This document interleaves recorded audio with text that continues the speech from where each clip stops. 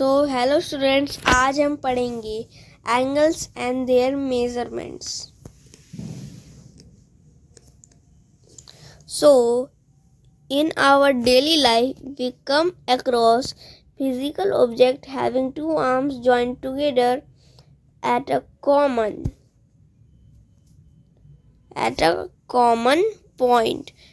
For example, the hands of a clock and the arms of a divider.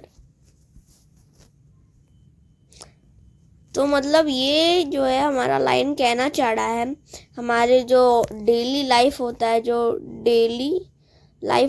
हमारा daily life होता है, जो daily हमारा life है, डेली लाइफ में मतलब डेली लाइफ में ये जो है हम आपने चारों मतलब हमारे पास फिजिकल ऑब्जेक्ट्स मतलब वो क्या बोलते हैं जिससे हम लोग छू सकते हैं, उसके बारे में बात कर रहा है। हम लोग देखते हैं जिसके पास दो आर्म होते हैं और जो है जॉइंट टुगेदर मतलब दोनों जो है जुड़े हुए होते हैं एक पॉइंट के ऊपर, एक ही पॉइंट के ऊपर दोनों के दोनों जुड़े होते हैं। तो इसमें एग्जाम्पल के लिए आपको हैंड्स ऑफ ए क्लॉक, जैसे कि आपको यहाँ पे दिखाया जा रहा है hands of a clock hand. तो ये हमारा एक यहाँ पे हमारा एक पॉइंट है और यहाँ पे दो हैंड्स आर्म जो है इसके जॉइंट हैं। और यहाँ इसी तरह डिवाइडर में भी यहाँ पे एक पॉइंट है और इसके दो आर्म्स निकले हुए हैं। जो आर्म्स जो होते हैं वो जो है होते हैं एक पॉइंट के ऊपर जो है दोनों लगे हुए होते हैं, जैसे कि नीचे दिखाया गया है। ये ऐसे इतना ही कहना चाह रहा है। तो यहाँ पे एक और चीज़ बता रहा है, it can be said that each pair of arms forms an angle at its joint. मतलब ये कह रहा है कि जो है जितना भी पेयर होता है आर्म्स का वो जो है एक एंगल फॉर्म करता है उसके जॉइंट के ऊपर। तो हम लोग ज्योमेट्री में in geometry we define the angle as under. तो अब हम लोग एंगल के बारे में जानते हैं। एंगल भी जान लीजिए, एक ज्योमेट्री का ही भाग है। The figure formed by two rays with the same initial point is called an angle. जो फिगर मतलब एक फिगर होता है, एंगल का डेफिनेशन ये है, एक फिगर है। मान लीजिए कि आपका एक यहाँ पे, जैसे मैं यहाँ पे बना देता हूँ एक रफ पेज है, कि मान लीजिए आपका यहाँ पे एक फिगर है। तो ये हमारा एक फिगर हो गया। मान लीजिए ये मान लीजिए एक फिगर है। तो ये उतना सही से बना नहीं है, बना देता हूँ मैं फिर भी। तो मैं जैसे करके ट्रायंगल बनाया है, तो देख सकते हैं ट्रायंगल एक तरीके का एक फिगर हो जाता है, एक फिगर होता है। तो ये फिगर है एक ट्रायंगल, ये जो है एक फिगर है। और इसकी एक चीज़ ये है कि ट्रायंगल एक फिगर है। और जैसे कि मैं यहाँ पे कुछ भी लिख देता हूँ, जैसे कि ANM कुछ भी लिख दिया, तो ये सब एक अल्फ़ाबेट्स होते हैं। तो जैसे कि ट्रायंगल एक फिगर है। और जैसे कि उसके बाद फिर यहाँ पे आप देख सकते हैं कि यहाँ पे एक पॉइंट है, यहाँ पे ये जो है इसके दो लाइंस जो है इसमें से निकले हुए हैं। फॉर एग्जाम्पल एक आपने राइट ट्रायंगल देखा होगा, जो कि कुछ इस तरीके का दिखता है।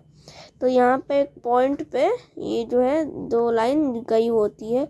यहाँ पे भी एक पॉइंट होता है, जिससे दो लाइन जो है तो ये निकली होती है। और ठीक इस तरह भी। तो हर शेप में अपना अपना एंगल होता है। तो मैं आपको क्वाड्रिलेटरल के बारे में भी थोड़ा सा बताना चाहूँगा। क्वाड्रिलेटरल में हमारा स्क्वायर और रोम्बस एक शेप होता है, ऐसा शेप होता है रोम्बस ऐसा होता है रोम्बस। मैं 1 मिनट दिखा देता हूँ, बना के दिखा देता हूँ।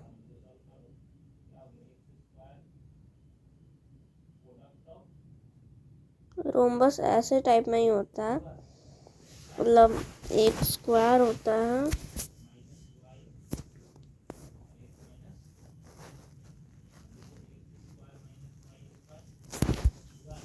ऐसा सा होता है रोम्बस कुछ मतलब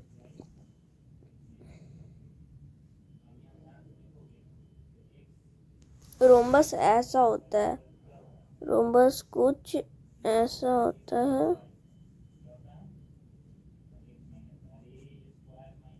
रोम्बस ऐसा होता है। तो रोम्बस में और स्क्वायर में ये फ़र्क होता है कि ये फ़र्क नहीं होता कि उसके चारों लाइंस इक्वल नहीं होते। स्क्वायर में भी चारों लाइंस इक्वल होते हैं चारों लाइंस, और इसमें भी इक्वल होते हैं। मतलब दोनों में ही आपकी लाइंस जो है इक्वल होती है, समझिए, दोनों में ही आपकी लाइन इक्वल होती है। लेकिन इसमें एक ट्विस्ट है, और वो ट्विस्ट ये है कि इन दोनों का डिफरेंस अगर आप कोई पूछता है, बताना है दोनों को, अगर आपको डिफरेंस बताना पड़ जाए कभी किसी को, अगर डिफरेंस बताना हो तो आप कुछ ये कह सकते हैं कि स्क्वायर में जो चारों एंगल जो होते हैं वो 90 डिग्री के होते हैं और सारे के सारे सेम होते हैं। लेकिन रोम्बस में ऐसा नहीं होता। रोम्बस में सब के सब 90 डिग्री के नहीं होते और अलग अलग भी हो सकते हैं।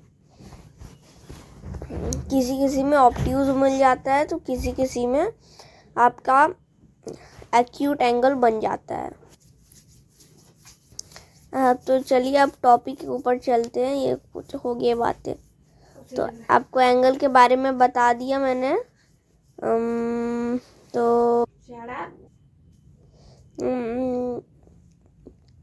तो अब हमारा टॉपिक ये पढ़ लेते हैं कि आप नेक्स्ट टॉपिक यहाँ तक तो आपको बता देते हूँ। यहाँ तक आपको बताया था, यहाँ तक बता दिया था, नहीं यहाँ तक नहीं बताया था, यहाँ तक बता दिया था। तो the common initial point is known as the vertex of the angle and the rays forming the angle are called its arms और साइड्स। तो होता ये है कि मतलब जो एंगल को बनाने वाले जो रे होते हैं, एंगल जो है मैं बता देता हूँ किससे बनता है। जैसे कि मान लीजिए एक पॉइंट है, रे तो आप लोग जानते ही होंगे, नहीं जानते तो मैं बता देता हूँ। तो रे एक टाइप की लाइन होती है, लाइन के बारे में बता देता हूँ। तो लाइन एक ऐसी सीधी खींची हुई एक लाइन है, ज्योमेट्री में आती है, सीधी खींची हुई एक लाइन है। वो जो है दोनों डायरेक्शन में इन्फिनिटी में मतलब जा सकती है, किसी भी दोनों डायरेक्शन में। और रे भी ऐसा ही होता है, लेकिन रे एक लाइन होती है जो सिर्फ एक ही डायरेक्शन में जा सकती है। मतलब इस साइड में इसका एंड पॉइंट है, यहाँ से मतलब ये इसका स्टार्टिंग पॉइंट कह लो या एंड पॉइंट कह लो, यहाँ से ये निकलता है और इस डायरेक्शन में या फिर इस डायरेक्शन में किसी भी तरफ जा सकता है। और इसी तरीके से ये रे बनती है। जैसे कि मान लो आपने यहाँ से यहाँ है, तो यहाँ पे मान लीजिए आपने यहाँ पे एक रे है, रे का एक एंड पॉइंट यहाँ है, एक यहाँ है, तो एक यहाँ एक यहाँ है। तो एक रे क्या है, सीधी गई, हाँ, और दूसरी रे जो है ऐसे चली गई। तो ये आपका जा करके यहाँ पे ऐसे एंगल बना देता है, और यहाँ पे एक पॉइंट मान लीजिए, और ये लोग यहाँ पे पहुँच करके एक पॉइंट को फॉर्म कर देते हैं। यहाँ पे ये लोग पहुँच के एक पॉइंट फॉर्म करते हैं, और उस पॉइंट को हम लोग इसका वर्टेक्स कहते हैं। क्या कहते हैं हम लोग इसका? वर्टेक्स कहते हैं। हम लोग इसे वर्टेक्स कहते हैं। तो इसको हम लोग वर्टेक्स कहते हैं। ये हमारा वर्टेक्स कहलाता है। और ये जो आपके दोनों साइड निकले हुए हैं, ये जो निकले हुए हैं, इन रे को एंगल में हम लोग साइड कहते हैं। क्या कहते हैं? साइड कहते हैं। क्या कहते हैं? तो साइड कहते हैं, इनको हम लोग साइड कहते हैं। साइड कहते हैं, साइड या साइड, और यानी या फिर आर्म कहते हैं, या फिर आर्म कहते हैं। साइड या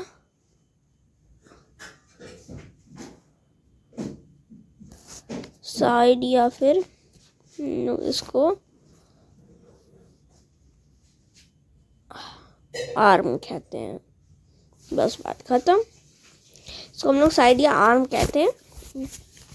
और नीचे देख लेते हैं, नीचे का पढ़ाया जा रहा है हमको, मतलब क्या बताया जा रहा है। In the given figure below, two rays OA and OB with a common initial point O form an angle. We name this angle as AOB or BOA, keeping the name of the vertex in the middle. तो आपको एक बात ध्यान रखना है, जब भी हम लोग किसी एंगल को नाम देते हैं, शेप को तो आपने नाम दिया होगा कभी कभी, अगर ज्योमेट्री पढ़े तो शेप को तो नाम दिया ही होगा। जैसे कि एक स्क्वायर है, इधर मैंने लिख दिया P, इधर लिख दिया Q, इधर लिख दिया R, इधर लिख दिया S। तो उसका नाम हम लोग रख देते हैं PSRQ। उसका नाम हम लोग PSRQ रख देते हैं। लेकिन एंगल में कुछ अलग है, मतलब एंगल में भी ऐसा ही है, लेकिन इसमें एक ट्विस्ट है। BOA या फिर AOB, जैसे उसमें हम लोग शेप में कैसे भी नाम रख देते हैं ना, वैसे ही इसमें भी हम लोग कैसे भी नाम रख सकते हैं। लेकिन इसमें एक चीज़ ये है कि जो हमारा वर्टेक्स यानी कि O है, अभी इसमें तो आपका वर्टेक्स, मेरा मतलब वर्टेक्स O है, तो ये वर्टेक्स जो है मिडिल में होना चाहिए, मिडिल में ही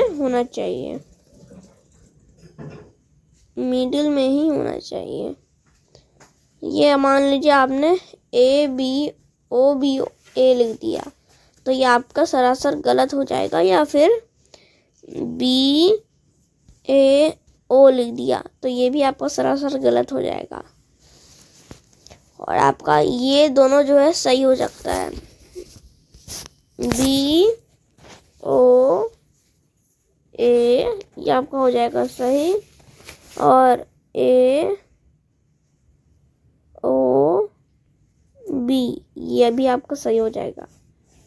तो आपका इन दोनों को सही हो जाएगा। वही यहाँ पे बता रहा है कि आपका वर्टेक्स जो है हमेशा के हमेशा मिडिल में ही होना चाहिए। अब नीचे आते हैं। We read it as angle AOB or angle BOA. तो symbol angle stands for angle। तो ये वाला जो आपका एंगल ये वाला जो सिंबल है ना, इसको हम लोग एंगल का सिंबल कहते हैं।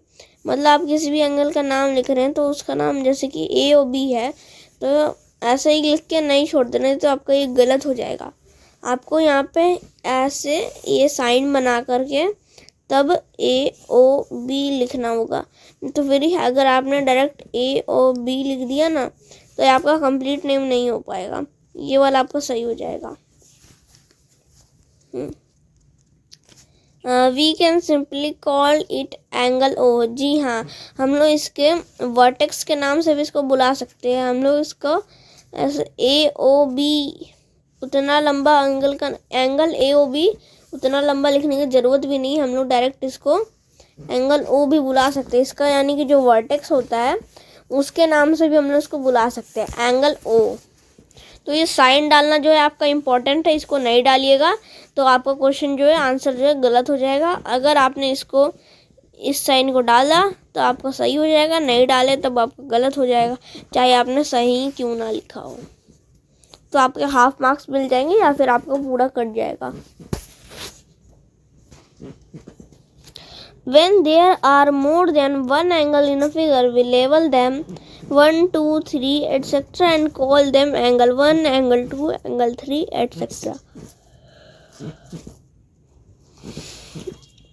Thus, in the adjoining figure, angle ABC is equal to angle 1 and angle BAD is equals to angle 2. तो यहाँ पे आप एक चीज देख सकते हैं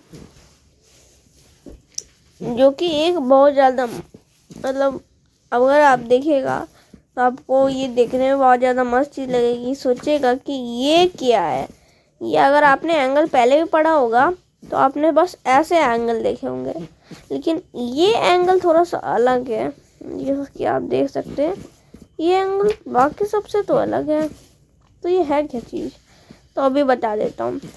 यहाँ पे कह रहा है तो एक एंगल यानी जब एक फिगर में, जैसे कि मान लीजिए ये हमारा स्क्वायर एक फिगर है, तो इसमें चार एंगल जो है आपका राइट एंगल का बन जाता है। सब 90 डिग्री के होते हैं। तो होता ये है कि स्क्वायर में जब चारों एंगल बनते हैं तो हम इसके एंगल्स को नाम दे देते हैं, जैसे कि एंगल 1, एंगल 2, एंगल 3, एंगल 4। उसी तरह यहाँ पे आपका एंगल 1, एंगल 2 ऐसे करके आपका नाम लिखा हुआ है।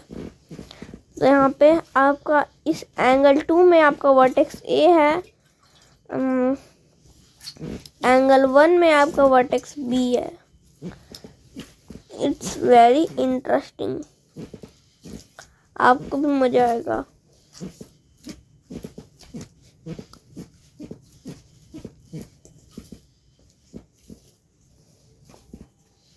यहाँ पे हम लोग इसको A B C कर सकते हैं या फिर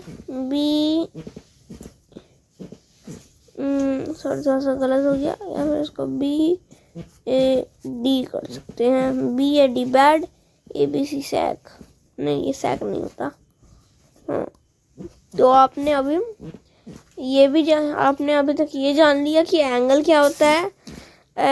ये जान लिया कि एक फिगर में एक ही एंगल में जब 2-3 एंगल हो तब क्या करते हैं उनको, और जब बहुत सारे एंगल हो तब हम लोग 3 से भी ज़्यादा, 4 से भी ज़्यादा भी नाम रख सकते हैं। इंटीरियर। तो अब आता है मस्त चीज, the line segments with a common initial point is also form an angle as shown in the adjoining figure। तो यहाँ पे एक और चीज़ आपको बता रहा है कि जैसे आपने लाइन के बारे में तो मैंने आपको बता दी कि लाइन दोनों साइड से इन्फिनिटी मतलब एंडलेस तरीके से, मतलब दोनों साइड में कितनी भी दूरी तक ये जा सकता है। इन्फिनिटी टाइम्स ये दूरी जा सकता है, इन्फिनिटी की दूरी तक जा सकता है, मतलब बहुत दूर तक जा सकता है। इमेजिन भी नहीं कर सकते, मतलब इन्फिनिट टाइम जा सकता है। लेकिन एक लाइन सेगमेंट में क्या होता है, उसके दोनों साइड में इन पॉइंट होते हैं।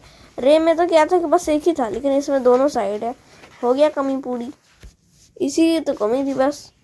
और पॉइंट मस्त चीज़ है यार, पॉइंट से सारी चीज़ें बनी है। जो आप लाइन देख रहे हो ना, यहाँ पे इतनी लंबी सी जो लाइन है, ये लाइन भी पॉइंट से ही बनी है। जितनी चीज़ देख रही है, ये भी एक पॉइंट देख सकते हैं। मैं अभी पॉइंट अभी डाल रहा हूँ, ये भी पॉइंट है। इससे भी छोटा हम लोग पॉइंट बना सकते हैं। मैं आपको बहुत ज़्यादा छोटा पॉइंट है, ये देखिए। आपको यहाँ अभी अगर आप जोर डालेंगे तो आप दिखेगा। ये देखिए यहाँ पे मैं मार रहा हूँ तो आपको दिखेगा। तो ये हो गया हमारा पॉइंट का बात। तो यहाँ पे बता रहे हैं कि जैसे रे से आपका एक एंगल बनता है, वैसे आपका लाइन सेगमेंट से भी बन सकता है एक इनिशियल पॉइंट पे जब वो लोग होते हैं। तो इंटीरियर और एक्सटीरियर ऑफ एन एंगल,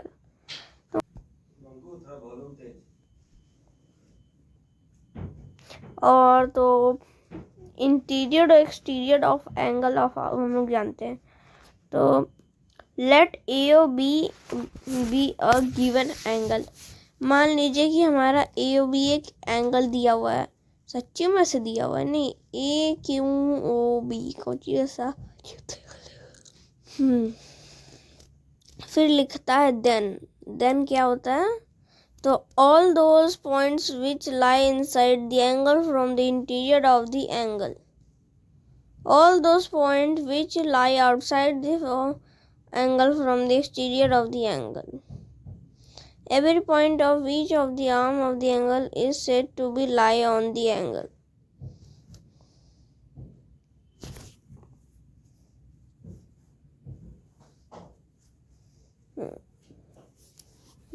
तो अभी आपको लगता है कुछ समझ में नहीं आया होगा, मैं बता देता हूँ। In the adjoining figure, the point P lies in the interior of the AOB. The point R lies in the थोड़ा सा नीचे करना पड़ेगा, lies in the exterior of angle AOB, and points AOBQ all lie on angle AOB.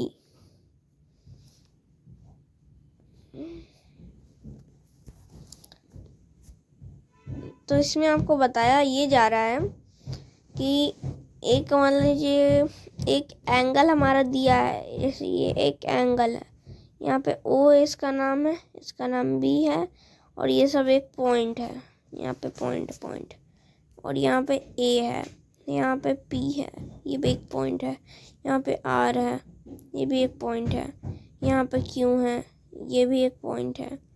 तो ये सब क्या हो गया, क्या बोलते हैं, तो ये सब क्या हो जाता है कि हमारा P इनर में चल जाएगा, और A O B और Q जो है हमारा एंगल के ऊपर आएगा, और R जो है हमारा एंगल के बाहर में चला जाएगा, मतलब पॉइंट R एंगल के बाहर जा रहा है। अब आते हैं एक्सरसाइज की ओर।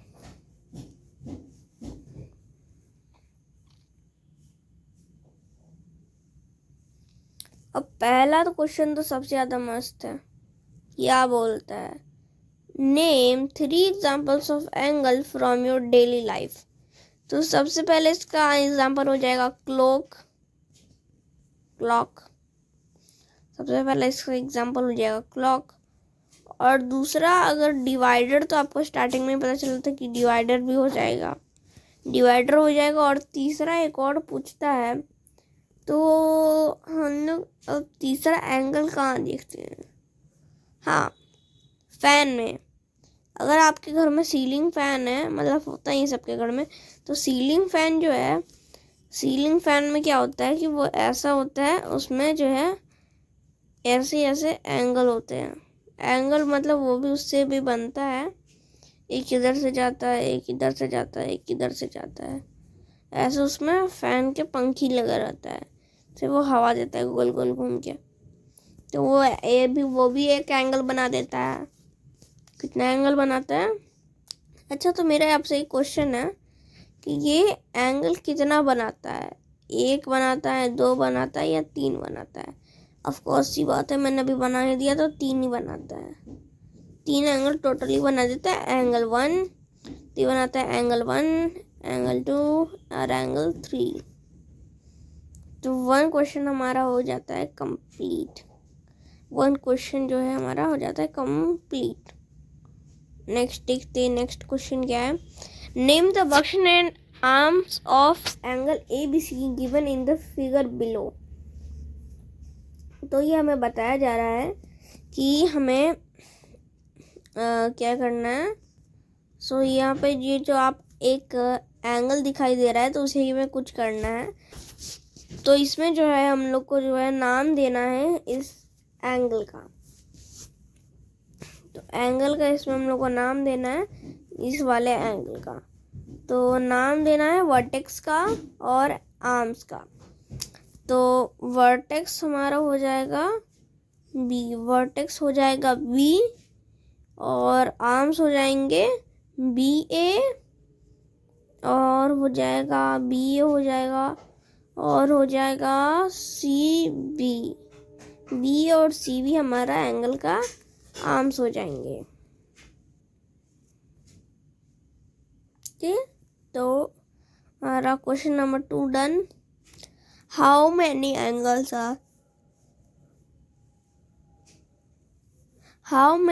Are formed in each of the figures given below, name them.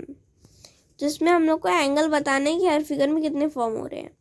तो इसमें तो पहले स्टार्टिंग से स्टार्ट करते हैं ना। इसमें तो ट्राइंगल है, तो इसमें पहले से बात है ट्राई एंगल मतलब 3 एंगल। इसमें हमारा 3 है, इसमें 1 2 3 4, इसमें हमारा 4 है, 1 2 3 4 5 6, तो इसमें हमारा 6 है।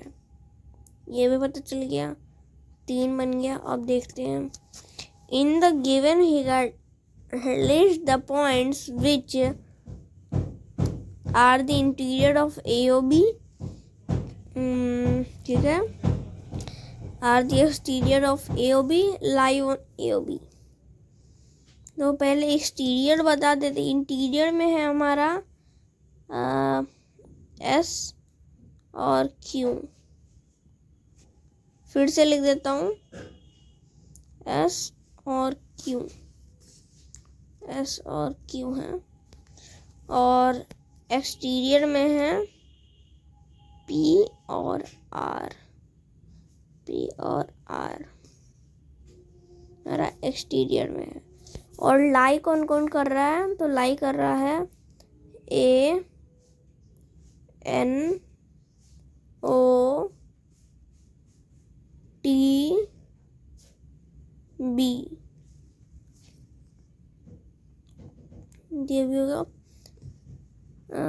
See the adjacent figure and state which of the following statement are true and which are false।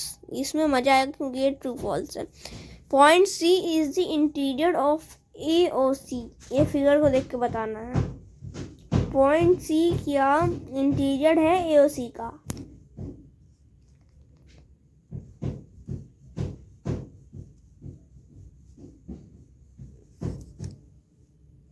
तो मैं इसके बारे में बता देता हूँ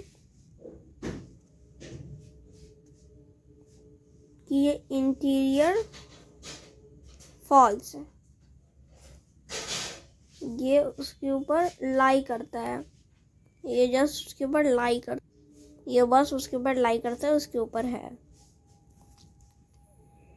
तो पहले वाले का हो जाएगा आपका फॉल्स। अब दूसरे वाले देखते हैं। Point C is the interior of AOD, angle AOD।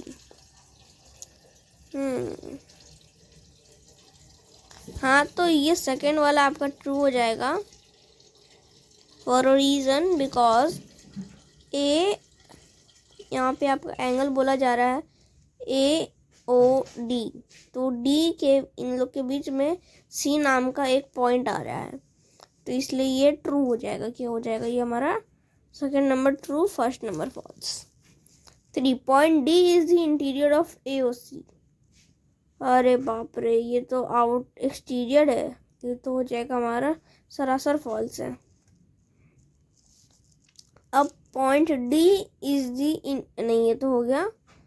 Point B is the exterior of AOD। हाँ, ये वाला फिर से ट्रू हो जाएगा। तो इसमें हमारा क्या बोल रहा है कि AOD का जो है एक्सटीरियर B है, तो ये एकदम सही से बात है क्योंकि B जो है इस एंगल के बाहर है।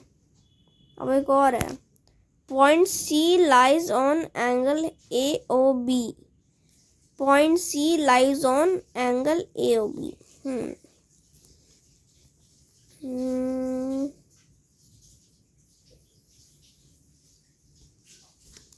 और जिन जिन लोगों ने ट्रू कहा था उन लोगों को सरासर गलत हो गया।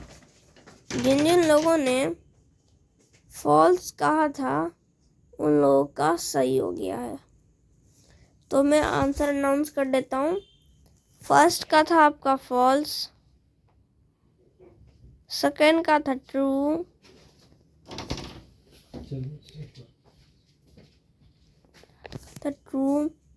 थर्ड का था फॉल्स, थर्ड का भी फॉल्स था। अब इसका फोर्थ का पॉइंट भी इसका भी ट्रू था, और इस लास्ट वाले का आपका फॉल्स था। तो अपने आंसर मिला लीजिए, 1 2 3 4 और 5।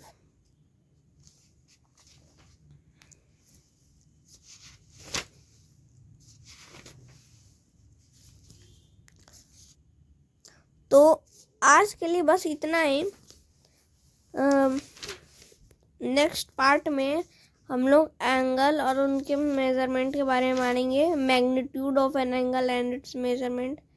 ओ, मेरे ख्याल से एक क्वेश्चन बचा हुआ है, ये वाला 6 नंबर बच गया, मेरे ध्यान में नहीं आया था, ये बच गया। चलो इसको भी कंप्लीट कर लेते हैं। In the adjoining figure right another name for angle 1, angle 2, angle 3। तो यहाँ पे नाम देना है, तो ये थोड़ा सा अजीब है, इसका आप पहले अपना चेक कर लिए, बना लीजिए।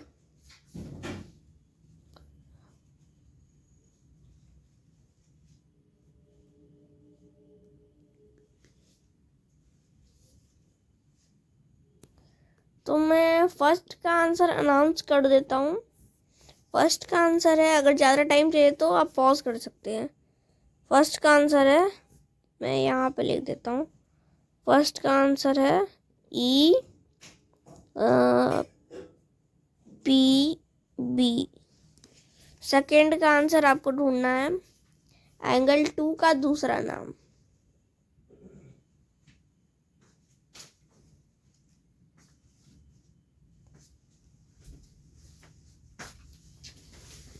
जल्दी से आप अपना ऑप्शन सेलेक्ट कर लीजिए, देख लीजिए कि इसका नाम क्या होगा।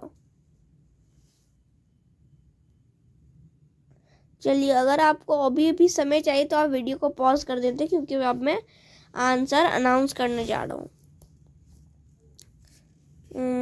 तो एंगल 2 का जो आंसर है वो हो जाएगा आपका ई क्यू सी।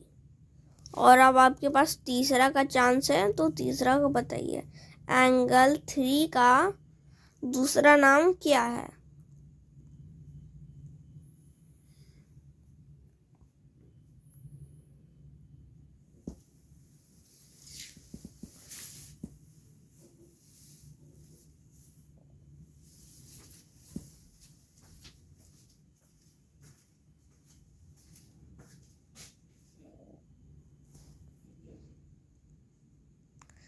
तो चलिए, अब मैं इसका भी आंसर अनाउंस कर देता हूँ।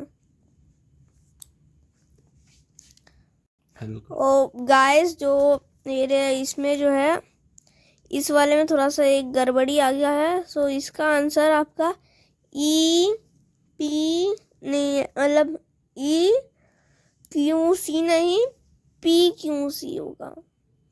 थोड़ा सा देखने में गड़बड़ी हो गया था, क्योंकि यहाँ पे ई के बाद पी आ रहा है, और फिर यहाँ पे क्यू, उसके बाद फिर यहाँ पे सी, पी क्यू सी होगा इसका आंसर। और थर्ड वाले का भी आंसर मैं अनाउंस कर देता हूँ। थर्ड वाले का आंसर है आपका, जो ध्यान से देखिएगा, ये नीचे से है, तो नीचे से है, तो इसका आंसर हो जाएगा आपका हम लोग एफ और एफ क्यू डी, जिसका आंसर होगा एफ क्यू डी। तो आज के लिए बस इतना ही। नेक्स्ट पार्ट में हम लोग आगे की सीरीज़ को, मतलब आगे के बारे में हम लोग जानेंगे कि आगे क्या है। तो इसके और भी एक्सरसाइज को कंटिन्यू करेंगे, प्रोटेक्टर से एंगल बनाना यूज़ करेंगे, सीखेंगे एंगल बनाना, how to draw an angle, specific angle of 45 degree 60 degree, जिस डिग्री के आपको एंगल बनाना है वो हम लोग बनाना के सीखेंगे कि वो कैसे बनेगा। तो इस वीडियो को लाइक कर लीजिएगा, अगर पसंद आए तो आप इस वीडियो को लाइक कीजिएगा। ऐसे ही आप और वीडियो देखने के लिए हमारे चैनल को सब्सक्राइब कर लीजिएगा, ताकि आपको जल्द से जल्द उनके बारे में पता चल सके। और बेल आइकन दबाना ना भूलें, नहीं तो फिर आपको नोटिफिकेशन नहीं आएगा। बेल आइकन दबाइएगा तब आपको नोटिफिकेशन आ जाएगा। और इस वीडियो को शेयर कीजिए आपके दोस्तों के पास जो कि एंगल के बारे में जानना चाहते हैं। Thank you for watching.